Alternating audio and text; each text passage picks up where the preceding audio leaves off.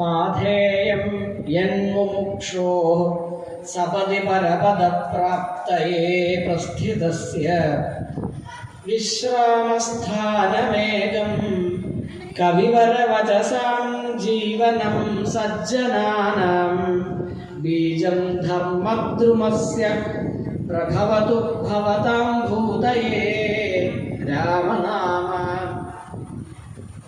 രാമനാമത്തിൻ്റെ മാഹാത്മ്യം എല്ലാവരും അറിഞ്ഞിരിക്കേണ്ടതാണ്.